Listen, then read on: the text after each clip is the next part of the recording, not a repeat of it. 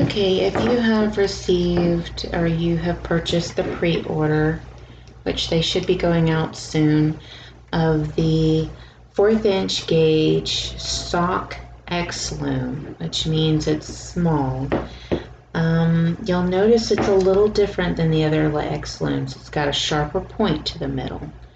And in some ways that can be easier, and in some ways it can be more difficult. But the reason for the change is it allows you to decrease down even further than the gradual ones of the others, okay? So what I wanted to kind of do was go in and explain how you work with those tighter corners. Okay, and it's not as difficult as you would think it is. Okay, so I'm going to show you how to go in and deal with these tighter areas so that it makes it a little easier to work with, and kind of show you some increasing and decreasing. This can go as low as 16 stitches. But if you're working with a garment and you're decreasing down, the max really is about 24, and then you can decrease the rest of the way down in a different way, okay? All right. So you can kind of teeter it in the middle of all those to get the 16. So that's really pushing it, but on average, it'll go down to easily 24. But even then, if we had done them more gradual, you wouldn't be able to go down as low as this, okay?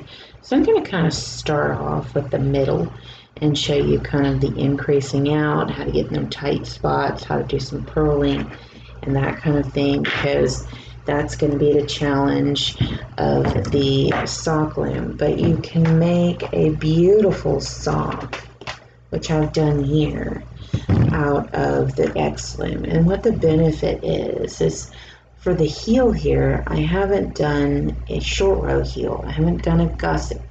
All I did was do an increase in my wedges with so many rows in between, and a decrease in my wedges.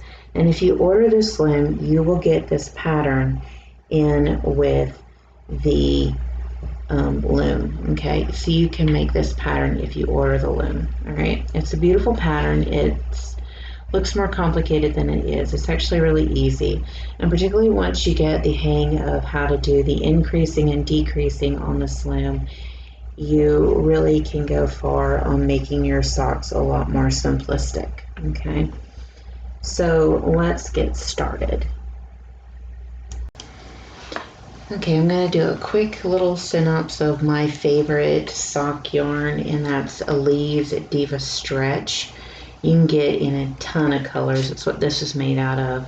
While it is not a natural fiber, it's a microfiber, it does have stretch, and all my favorite socks that I've made personally, I wear, that are made with this stuff, okay, because it doesn't come off the foot, right? And that's my favorite. So if you're interested, Elise Diva Stretch, it tends to be an order from out of country, and you can get it on Amazon, but mine came from Russia, and yours may come from the Ukraine, but it's definitely a special order in, and my suggestion is order as many skeins as possible, and you can save yourself on the shipping, okay? All right, so there is too tight of a space to actually get you a holding peg.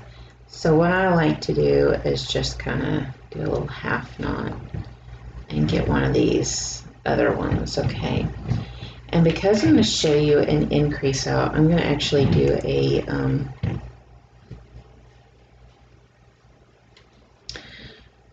drawstring cast on, but if you're just going to cast on, because this is actually a cuff down sock, right? So it's a cuff down to the toe, right? So what you want to do is drawstring cast on. And so I like to kind of hold my thumb in front of that starting peg.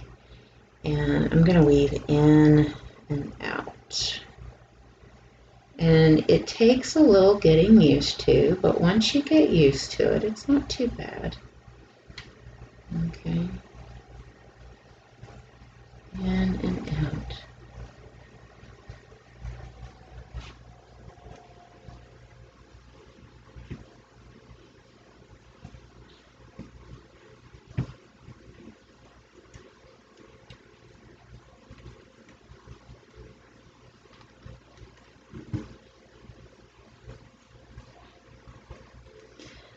So my suggestion with this loom is to really allow yourself time to really get used to it. It's going to work easier in your lap than in the position I'm working in right now.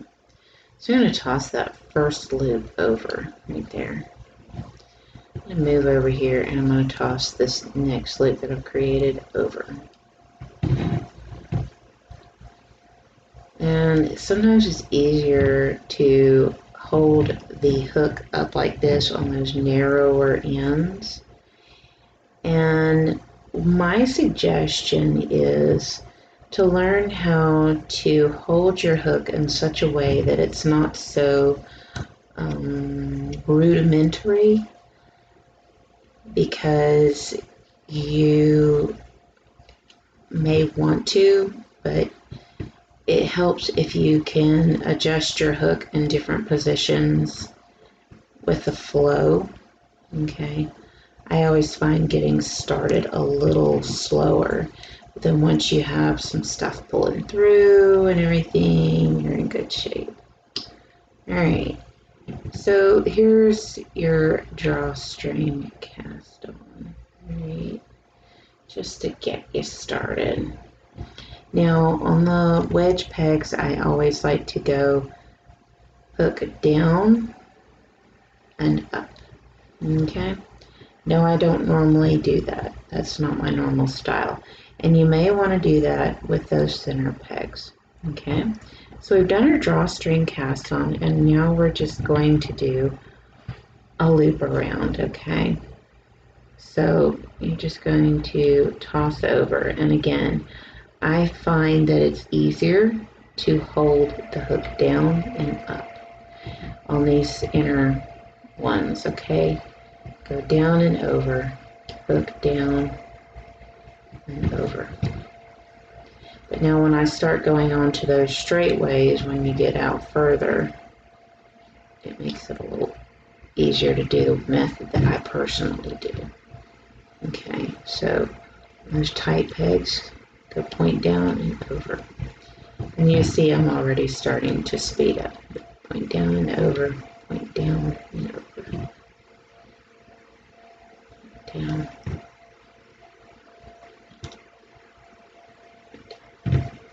Okay, once we get around, I'm going to kind of show you how to do an increase. Right? And that's going to be really helpful. Now that you've got a cast on established, you can kind of move that out of the way for now. Alright. So here's how an increase works. And this is the best way to increase, and it gives you absolutely no holes. There's a multitude of ways to increase, but the way you increase is to do this method if you don't want any holes. You can pull the leg back or the bridge between the stitches back, but it's going to give you holes. And I'm going to show you that right now. This is a pullback of the leg or bridge. These are not. Okay, these are what I call the double knit increase, or I think it is, or the what I like to call a twin knit kind of thing. Okay, so what you want to do, let's see if I can get it to focus. You're looking for this top stitch here. See this? That's your top stitch. That was your last stitch. And you want your working yarn into the middle of the loom. What you're going to do is you're going to pull that stitch back. You're going to keep hold of it. You're going to put the working yarn in front, okay, of that peg. Then you're going to place that stitch back. Then you're going to pick up that stitch you just created, and you'll know it because you can move it back and forth. You're going to move it up here, okay? Now, what you'll want to do then is you've put it on a new peg, right? You're going to go ahead and you're going to knit these 2 stitches here, okay? Then you're going to go over here and you're going to find that top stitch again, okay? See if I can get it to focus. You're going to find that top stitch again, see? With your working yarn in the middle of them, you're going to pull that back, don't release it. You're going to move and put that working yarn in front of this peg and then place that stitch right back. You're going to pick up that stitch you just made, which you know because you can move back and forth, and put it on the new peg right here. Now, what you'll do then is loosen up your washer. And you're going to move it down 1 slot, okay? 1 slot. Now, what I personally like to do before moving on is go in and tighten up my stitches, all right? And then I'm going to knit my way over to the next slot. This is how you increase on the X-Loom with no holes, and that is real important for a lot of people to have no holes. Again, what you want to do is try to find that top stitch right there. With your working yarn in the middle of the loom, you're going to pull that back, don't release it, place the working yarn in front, place that stitch back. Then you're going to take that stitch you just made, but you know it because you can move it. You're going to move it right there. Okay.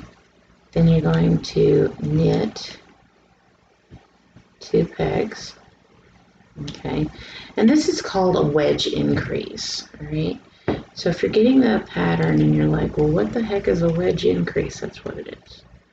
Okay, let's see if I can pull this in. You see that top stitch right there? That's the stitch you want to pull back. Make sure your working yarn is in the middle of the loom. You're going to pull that back. Don't release it. Take the working yarn, place it in front of this peg, and then replace that stitch back where it goes. Then you're going to pick up that stitch you just made. You know it's that one because it'll move back and forth, and put it there. Then you are ready to loosen the washer, move it back 1, and then my suggestion is to go in and tighten up stitching, okay? And that helps to keep holes from developing when doing an increase. Trust me, you don't want holes when increasing. It looks bad, unless that's the purpose of it. If it's not the purpose of it, don't do it. Okay, do this method. This is the best method. Alright, I'm going to show you again. Alright, so what you want to do is you want to find that top stitch. See if I can get it to focus.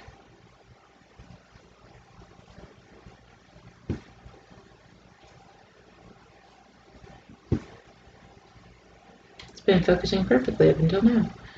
Okay, so what you're looking for is the top stitch with your working yarn in the middle, okay? And you're going to bring that back, place the working yarn in front, and place it back. Pick up that stitch you just made, you know it because you can move it. Knit the 2 stitches. All right, this is an increase. This is the hardest thing on the X looms, okay? And again, you're gonna try to look for that top stitch right there. And you're gonna bring it back, making sure your working yarn's in the middle of the loom. Put the working yarn in front of the peg and place that stitch you just lifted back where it goes. And move the stitch you just made back. Then you're gonna loosen your washer, move your stitch, your wedge back one. Okay, and tighten your stitches. All right, that isn't bad. Okay.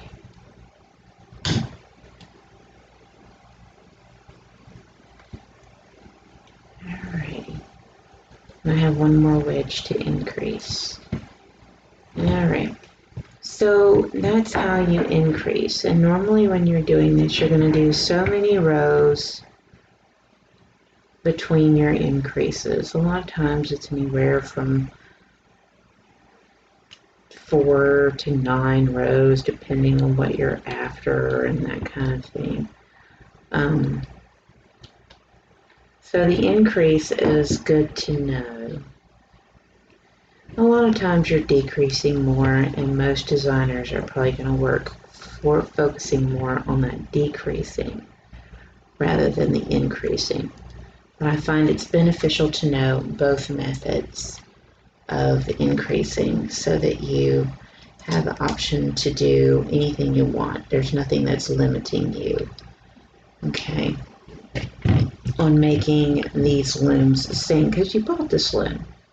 You can do decreasing and all that on the long looms. Take advantage of this loom and increasing and decreasing in different sections, okay? Okay, so we've made our way around, all right? Now, I'm going to do another round, but you'll probably want to know how to purl. Okay, so we're going to show you purling. We've shown you knitting, casting on, increasing. So what you want to do is, again, you want to feel light and easygoing when it comes to moving your hook. All right, stick that hook in there, pull it up, grab it, and take it off and put it on. Now, the better trick would be to work on your tensioning so that you don't ever have to touch the loop, okay? And it'll keep it a little easier. So stick that hook down in there, pull that working yarn up, grab it, okay? Grab it, lift, and put down. I know that we're used to touching the stitch, but trust me, it's easier to learn how to do a purl on here if you can do it without touching it. All right, so get that working yarn up in there, okay? So grab and put that working yarn up in there, and grab that, lift. It's working that tension so you don't have to touch it, okay? Trust me, it makes all the difference. So stick that hook in there and grab it, lift, and place down, okay? And you can pick up on the speed, all right?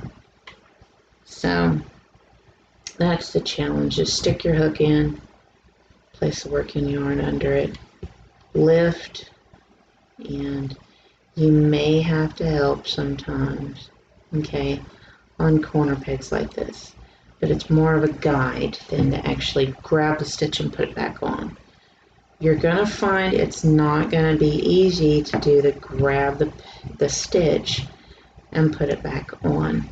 You do better to get the hang of doing a purl stitch without touching it on this loom.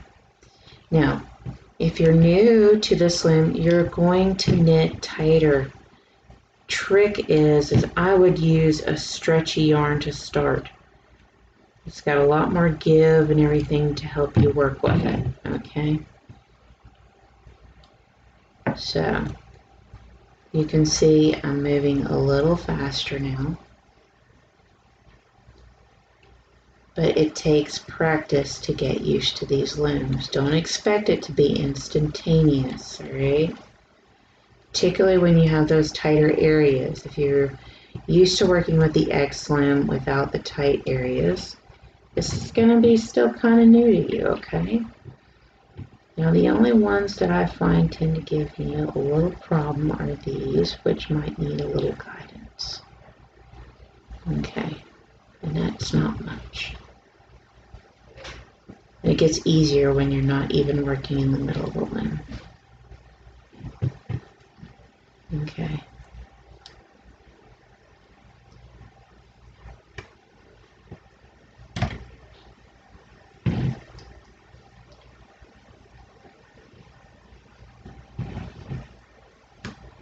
But the trick is to not touch that stitch when doing a purl. And if you can manage that, you'll find that it works a lot easier for you working a garment. Okay?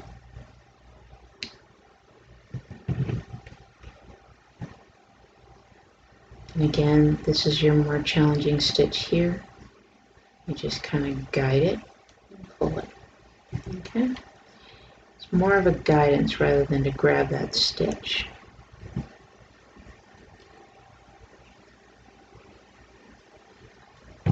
Okay. So I'm going to move a little further along on this, and then I'll try to show you how to do a few other things like a decrease, a wedge decrease. But you've seen how to do a wedge increase. Okay.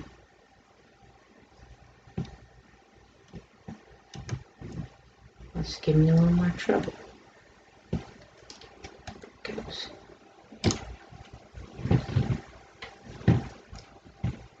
And this is how I actually got through my rib stitch for my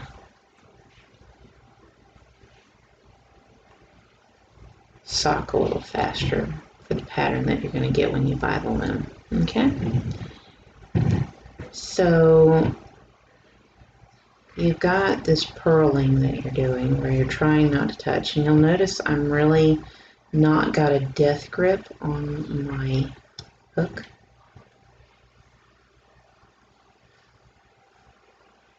You don't want a death grip on it, okay? Nice flow. Alright. So that's how you purl in these tight areas, okay? And I know that's going to be a challenge and something you want to look into, but that's how you knit, that's how you purl, that's how you wedge increase, and that is how you cast on if you're doing a drawstring cast on. Okay?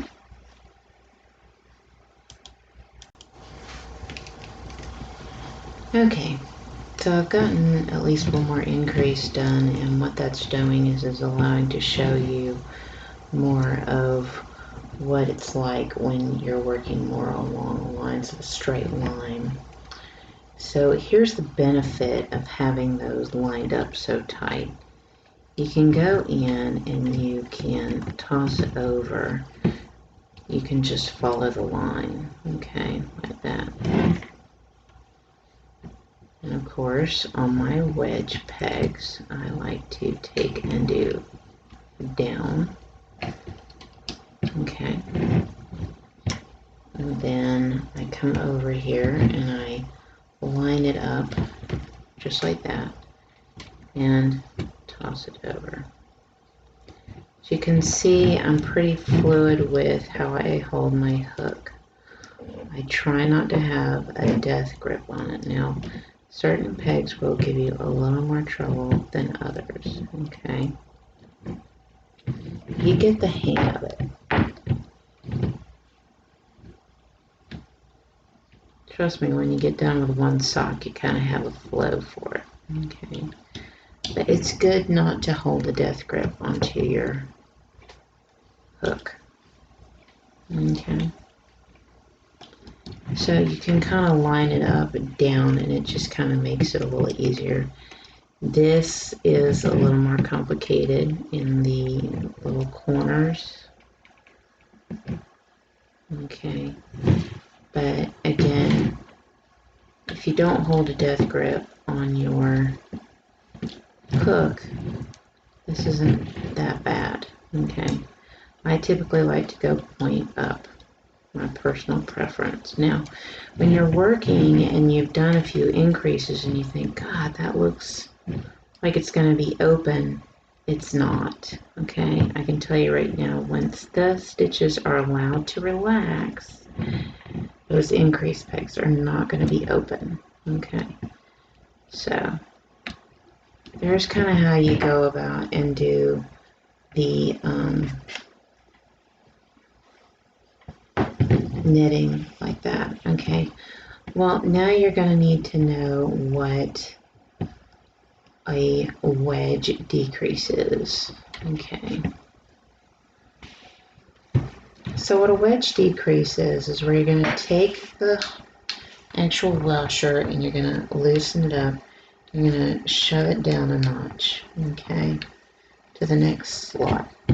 Then you're going to take these stitches that are straggling behind and you're going to move them over to the wedge pegs, okay?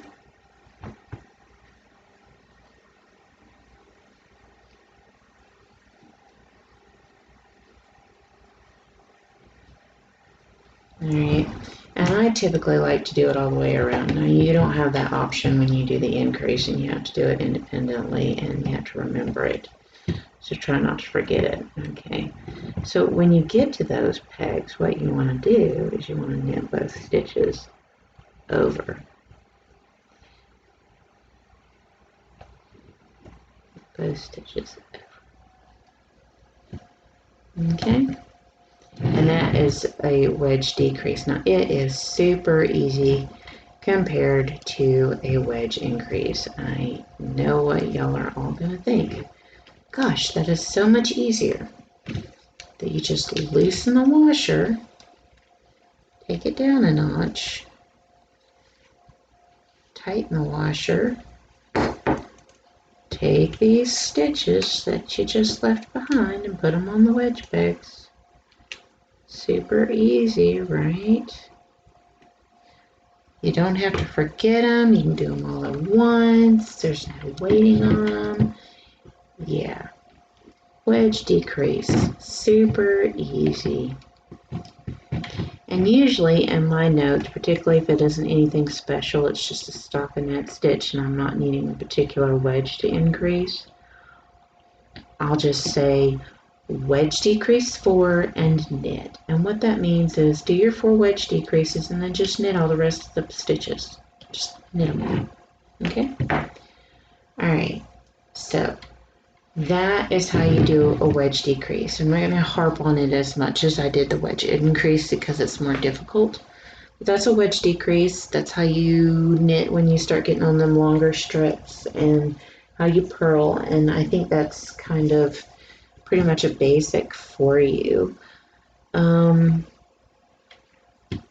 if you're wanting to line up your stitches for, say, was it 56 is what I used for this sock. So I used 56 stitches for this sock. You go in and you take what peg total you want and you divide it by 4, and what that'll do is tell you how to go 2, 4, 6, 8, and then you have 10, or 2, 4, 6, 8, 10, 12, and then you put your wedge there because the wedges are 2, okay? So I go over that. That's all the same as all the rest of the X looms. I'm not going to go into that in detail.